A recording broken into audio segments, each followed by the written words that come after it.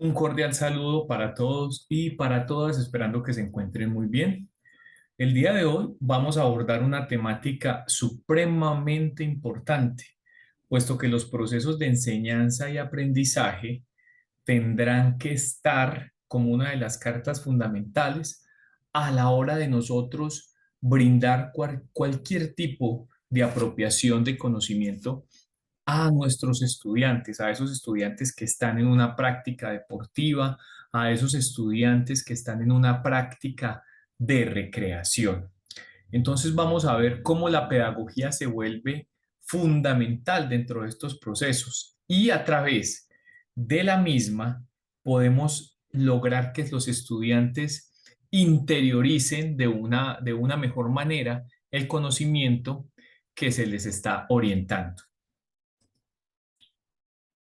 En esta presentación vamos a abordar 6 temáticas importantes, las teorías del aprendizaje y los métodos de enseñanza. Vamos a hablar acerca del juego y cómo este juego se convierte en una estrategia de enseñanza. Vamos a hablar del concepto del andamiaje tomado desde Vygotsky. También vamos a hablar sobre la zona de desarrollo próximo dentro de la educación física y el deporte. Condiciones, ¿cuáles son las condiciones que debe tener una práctica para que ésta se pueda llevar a cabo de una mejor manera?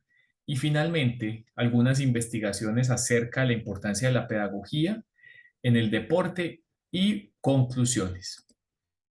Iniciamos. Entonces, con respecto a las teorías del aprendizaje, encontramos dos grandes teorías. La primera, el conductismo. Entonces acá encontramos varios autores como Watson, Pavlov y Skinner. De hecho, Skinner fue la persona quien retomó los estudios de los autores anteriores y pudo generar ya un proceso más profundo acerca del conductismo. Skinner tiene una obra bellísima que se llama Walden 2, en donde él describe, en este caso, un mundo ideal, ¿sí? Un mundo ideal, un mundo donde todos trabajan para todos. Se llama Walden 2. Se las recomiendo. De esa manera ustedes pueden entender un poco más a profundidad el planteamiento de Skinner. Entonces, miremos, ¿qué es el conductismo? Este conductismo tiene unos elementos importantes a través de los cuales nosotros vamos a ver cómo, por ejemplo, se ve al niño, ¿sí? Cómo se ve al niño dentro de este paradigma o dentro de esta conducta, ¿sí? Entonces, básicamente, como su nombre lo indica, enfatiza el estudio en la conducta, es decir, en lo que observamos, en lo que meramente observamos de ese individuo al cual le estamos enseñando algo. Básicamente a eso se centra, en eso se centra el conductismo. Ahora, el conductismo tiene unas características también importantes. La primera es el asociacionismo, en donde toda conciencia es consecuencia de la combinación de estímulos y elementos captados mediante los sentidos. Es decir, todo lo que nos rodea, o todo lo que está en nuestro contexto, al nosotros generar un proceso de asociación, pues ahí también estamos adquiriendo el conocimiento, ¿sí? También habla acerca del empirismo. Este empirismo se refiere a que cualquier tipo de conocimiento proviene de la experiencia. Sabemos que dentro de la ciencia, dentro de la investigación, el empirismo ha sido fundamental, pero hoy por hoy, en la actualidad, pues previamente se tiene que hacer donde pues ya no podemos partir meramente del empirismo, ¿sí?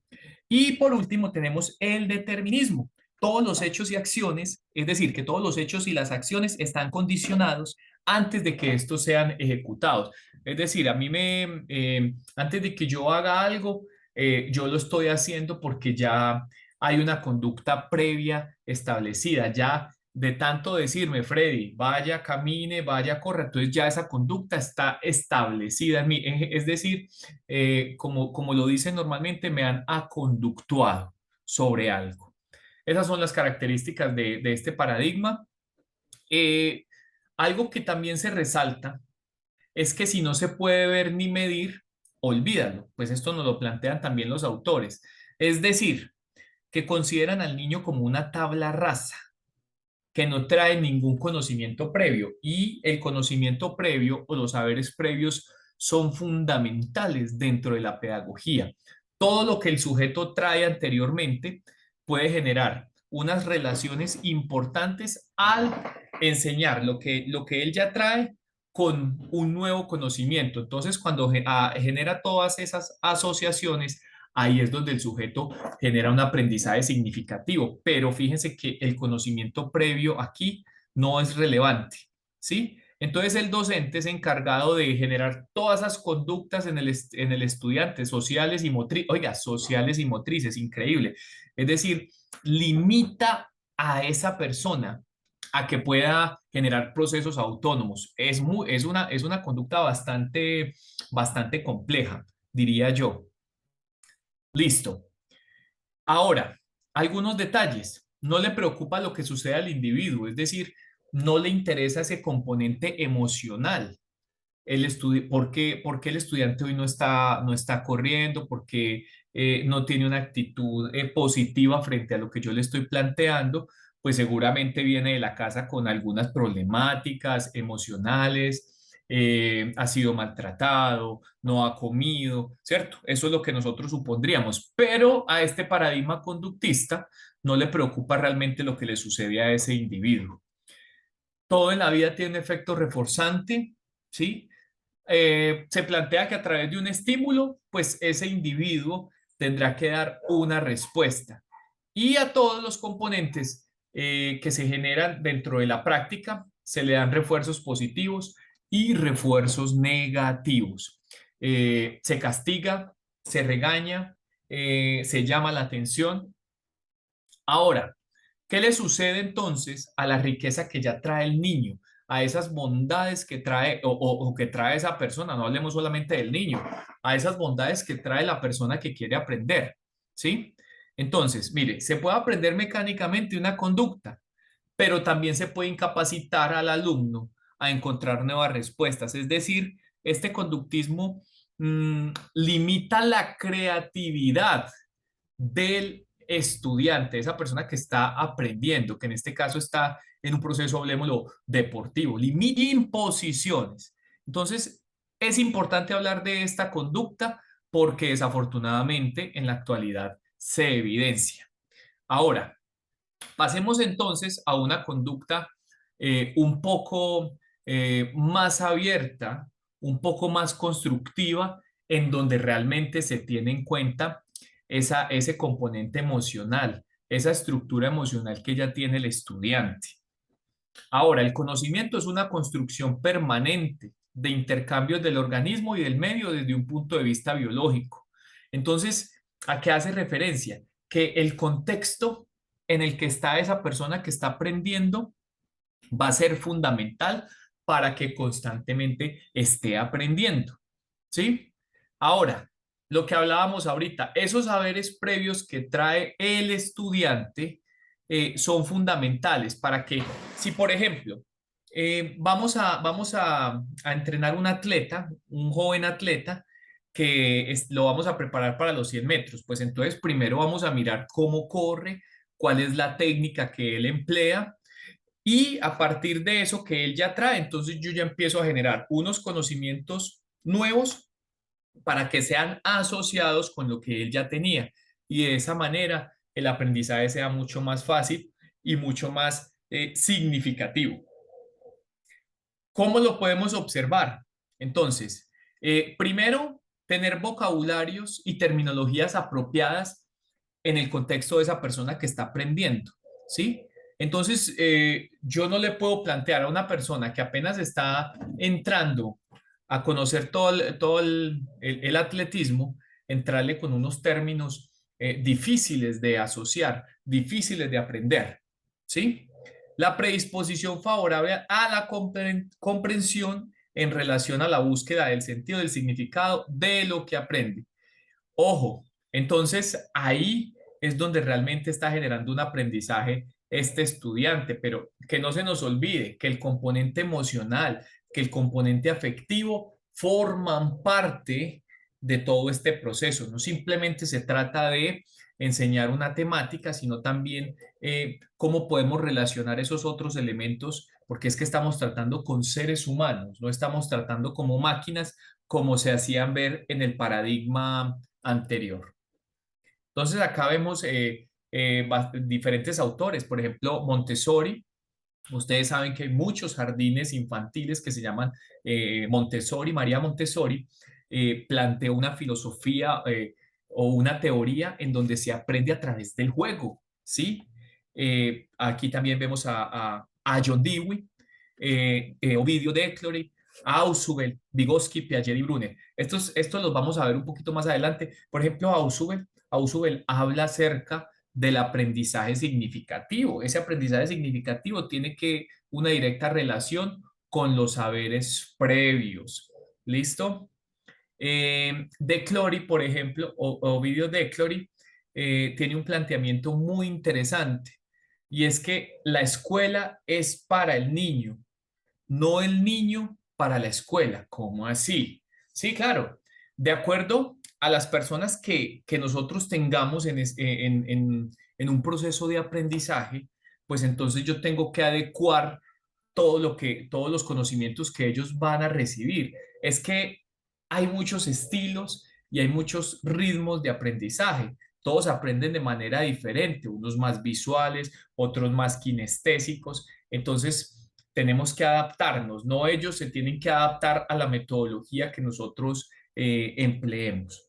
Vygotsky, pues básicamente lo vamos a mencionar ahorita desde otros elementos. ¿Listo? Muy bien, ahora vienen los métodos de enseñanza en el deporte y la recreación. Estos métodos van a ser fundamentales siempre que vayamos a abordar cualquier elemento técnico, inclusive táctico. En el método sintético global, ¿qué encontramos? Encontramos lo siguiente. Consiste en el aprendizaje de la acción motriz desde el inicio hasta el final, es decir, una ejecución de forma integral. Entonces, por ejemplo, acá el profesor va a enseñar las superficies de contacto en el fútbol, ¿sí? Entonces el profesor hace la demostración, el estudiante entonces, de acuerdo a lo que observó, va y ejecuta. Habrán algunos estudiantes que logren asimilarlo en el primer momento, pero habrán otros que les cuesta asimilarlo en ese primer momento. Entonces ahí es donde vemos una desventaja.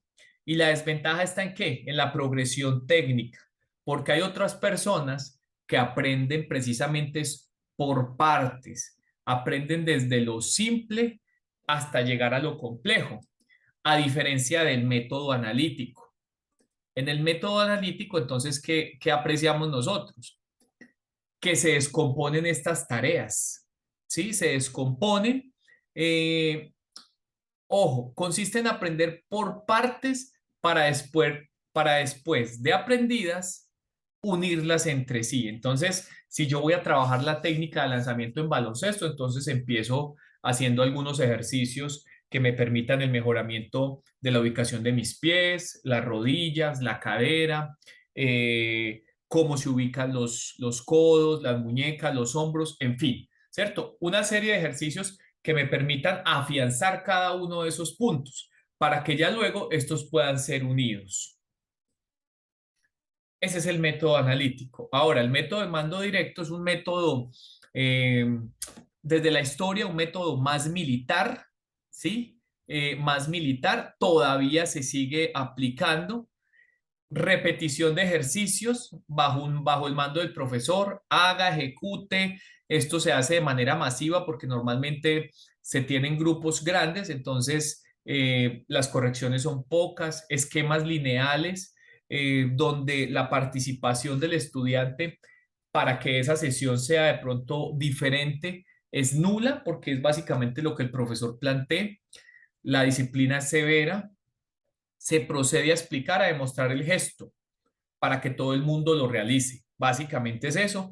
Y se actúa sobre toda la clase. No se tienen en cuenta los ritmos de aprendizaje, las formas de cómo aprenden estos estudiantes, ¿sí? El alumno. se tiene que someter al maestro, los alumnos obedecen, no tienen decisión ni autonomía. Entonces esto pues vamos a ver que en el deporte, en los deportes de conjunto, se vuelve bastante complejo, porque hay situaciones donde y también en los deportes individuales, hay situaciones donde el deportista tiene que reaccionar, donde el deportista tiene que responder ante esa situación, a esa situación que es ajena, ¿sí? Entonces, ¿cómo responde? Pues a través de la autonomía, pero aquí se limita. Entonces, él difícilmente va a poder saber reaccionar a una situación importante. La evaluación, ejecuciones y correcciones masivas y retardadas. Entonces, se observa que la mayoría de personas están cometiendo un error, listo, se les corrige, pero de manera general, no de manera individual. Y con respecto a los contenidos, las tareas y los ejercicios donde el objetivo es el orden y el control del alumno. Hay que tenerlo controlado, hay que ponerle ejercicio, hay que ponerle tareas, básicamente para que él siempre se comporte de una buena manera. Ese es el método del mando directo. Muy seguramente todavía se sigue aplicando. Ahora ya pasamos a un método un poco más constructivista y es la asignación de tareas. En esta asignación de tareas, vemos que el alumno asume parte de las decisiones interactivas referente a la posición y a la organización de los mismos al ritmo de ejecución.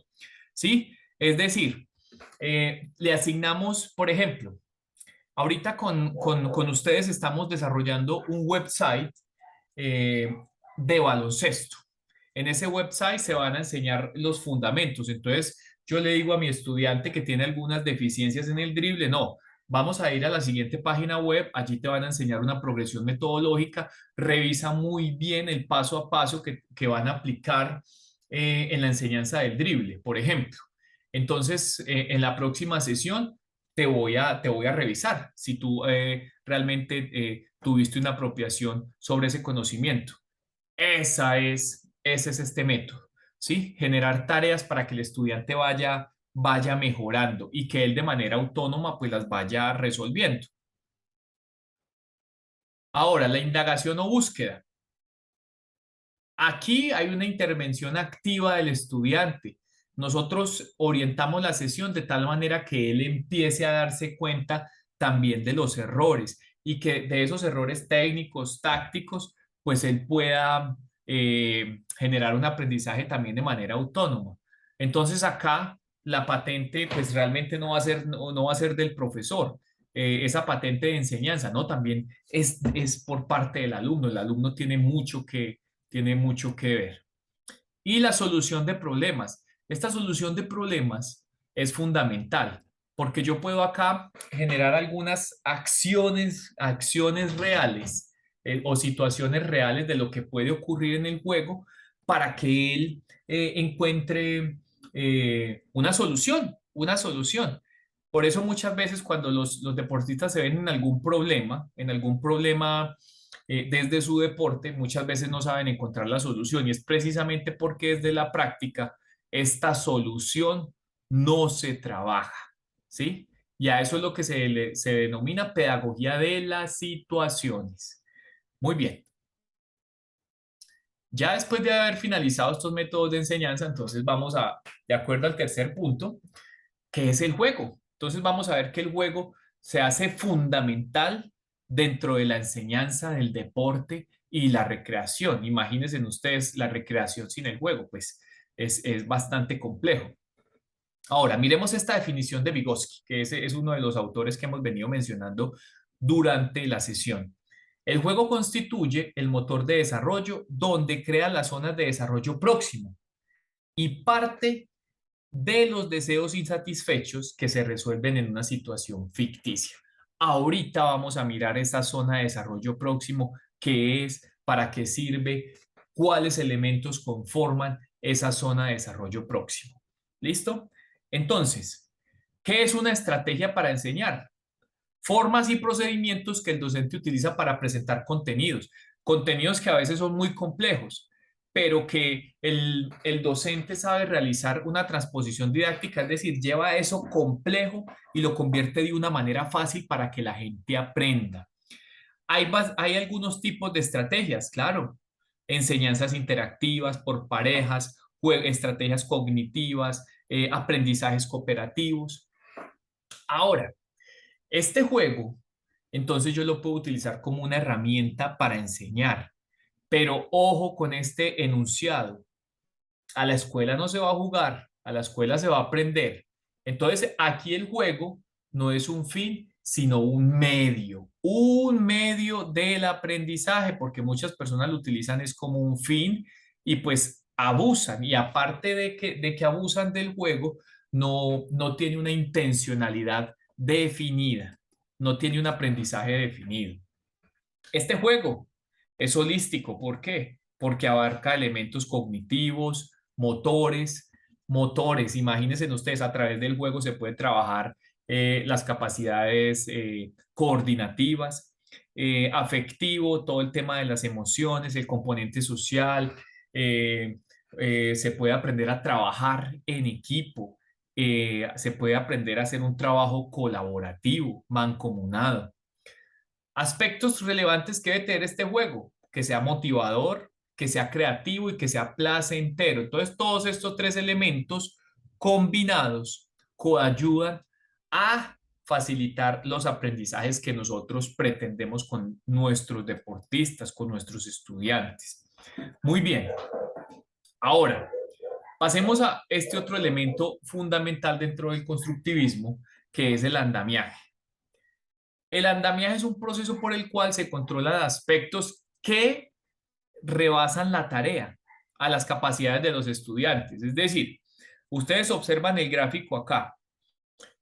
Yo estoy enseñando la defensa en voleibol, estoy enseñando la posición básica, cómo recibir, cómo hacer esa recepción. Entonces empiezo a aplicar una serie de estrategias, pero veo que el estudiante, bajo esta situación real con el balón, se le dificulta ese aprendizaje. Entonces, el andamiaje consiste en cómo yo puedo generar esa ayuda extra para que él pueda realizar el mismo gesto pero sin el elemento real, porque la idea es llegar a que él pueda dominar este elemento real, ¿sí? Entonces utilizo un globo el cual él puede controlar, una bomba, él puede controlar esa bomba, puede realizar el gesto, se le pueden realizar diferentes correcciones sobre esta posición hasta ya luego poder hacerlo con el balón. Ojo, ¿cuáles son las funciones entonces de este andamiaje? Funciona como herramienta, apoyo a esa persona que está aprendiendo, le permite lograr tareas que de otra manera pues él no podría conseguir. Definitivamente no lo pudo lograr con el balón, entonces fíjate que hay un elemento acá como una bomba que le puede ayudar a ese estudiante a mejorarlo y ampliar el alcance del aprendiz, porque muchas veces él cree que no lo puede lograr, pero usted con su creatividad, con diferentes estímulos, va a hacer que sí lo pueda lograr. Y precisamente a través del andamiaje. Ahora, ¿cómo funciona el andamiaje? Tres puntos claves. Cuando se genera mucha ayuda, cuando ya hay una ayuda moderada y cuando ya el estudiante llega a una ayuda poca o definitivamente ya no hay ayuda. Estos son los tres elementos fundamentales de ese andamiaje. Usted tiene que hacer un recorrido, usted debe hacer un recorrido por estos tres elementos, evaluar.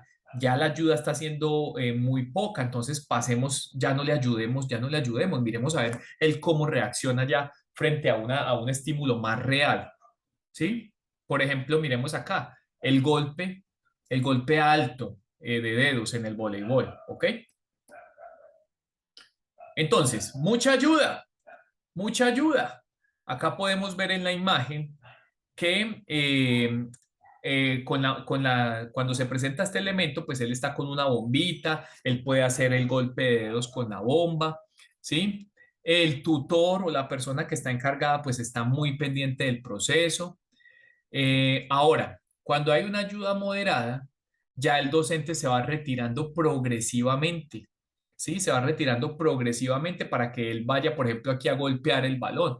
Aquí simplemente le está colocando el balón. Ahora, en otro momento, le está dejando el balón para que lo golpee. Ayuda moderada.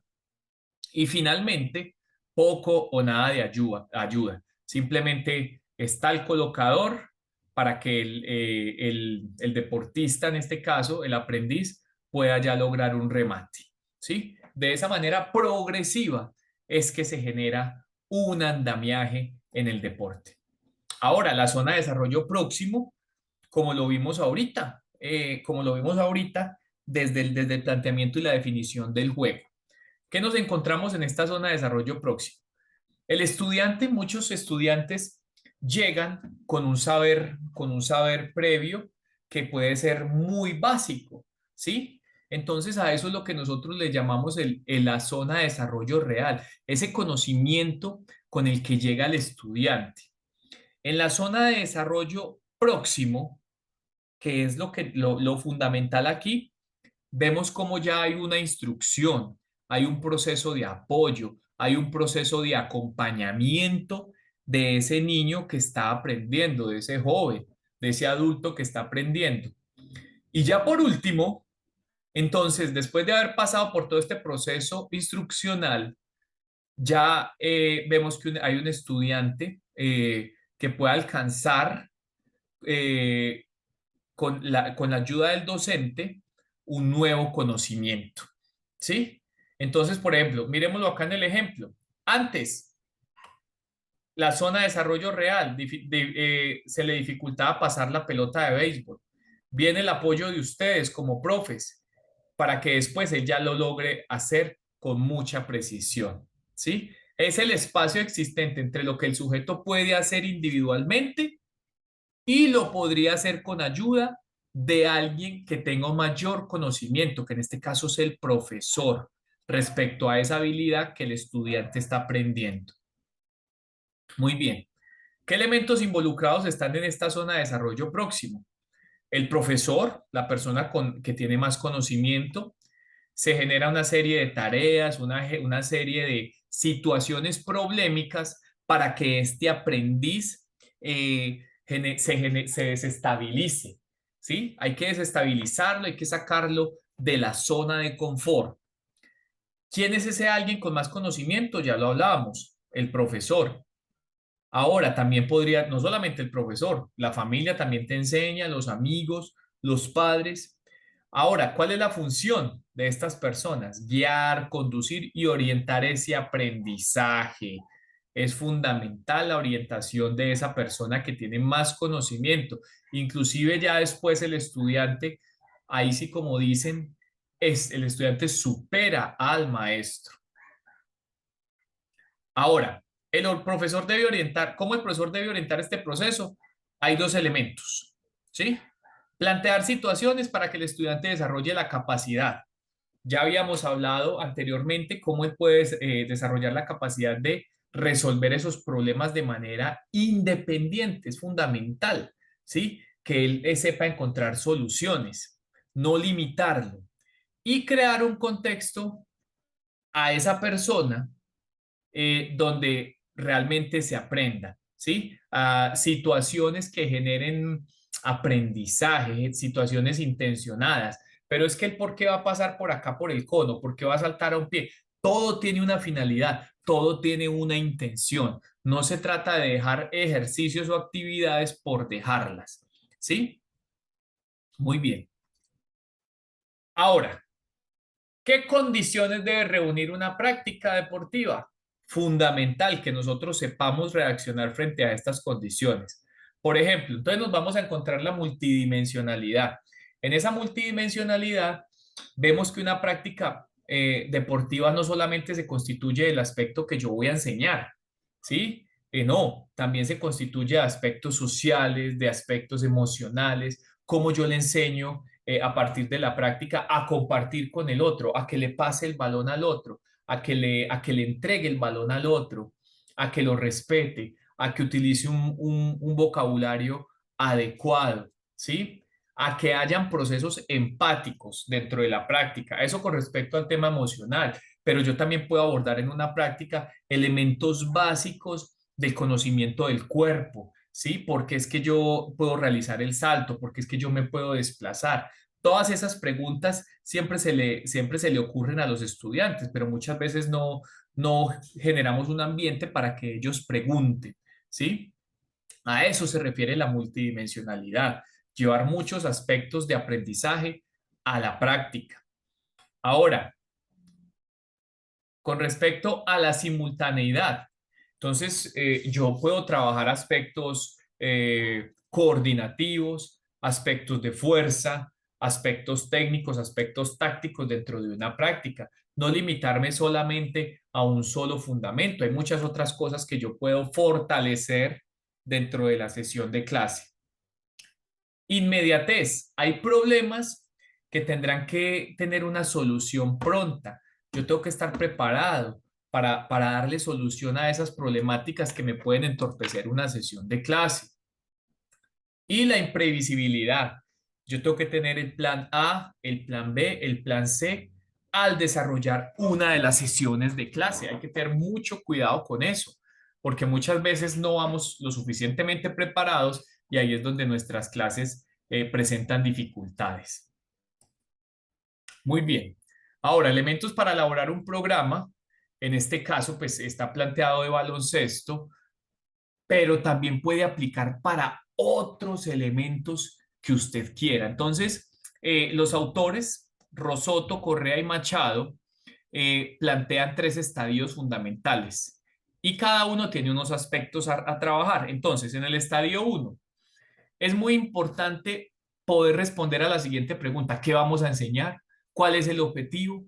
¿Cuáles son los contenidos que debe tener esa práctica y cómo yo voy a evaluar? Porque es que en la práctica deportiva se debe evaluar la evaluación diagnóstica, cómo llega ese estudiante que quiere aprender, cómo llega, con qué condiciones, ¿sí? Después de un tiempo de haber hecho ya un trabajo importante con esos deportistas, entonces generar otro proceso de evaluación. ¿Cómo van? ¿Será que sí ha funcionado lo que yo he planteado para ellos? ¿Sí? Muy bien. Y eso tiene que ver, y eso tiene que ver directamente con la metodología. Ojo. Ahora vámonos con el segundo nivel.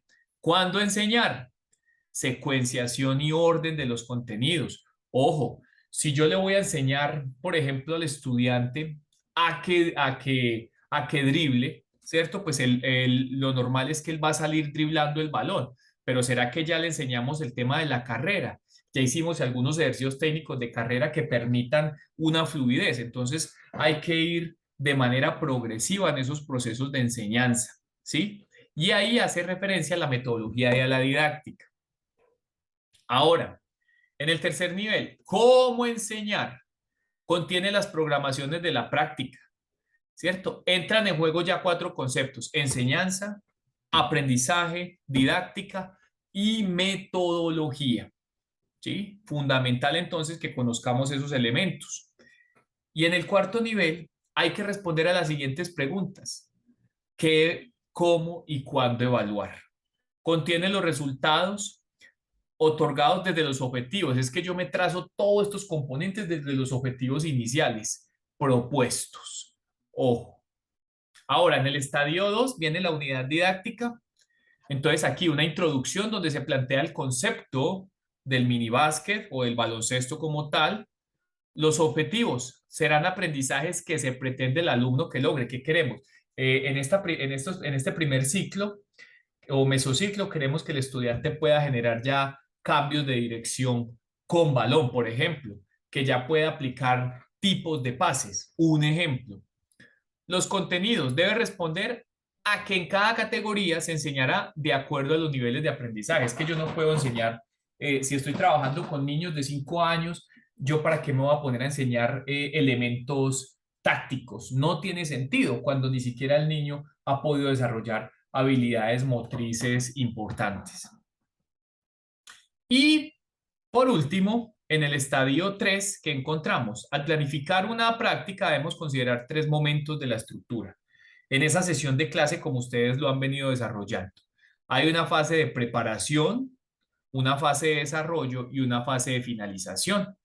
Todo dependerá de la práctica que yo esté trabajando, cómo abordo estos elementos. Y en esta fase de finalización es importante el proceso de retroalimentación, indagar cómo se sintieron los estudiantes, qué hizo falta, qué se puede mejorar, todos estos elementos.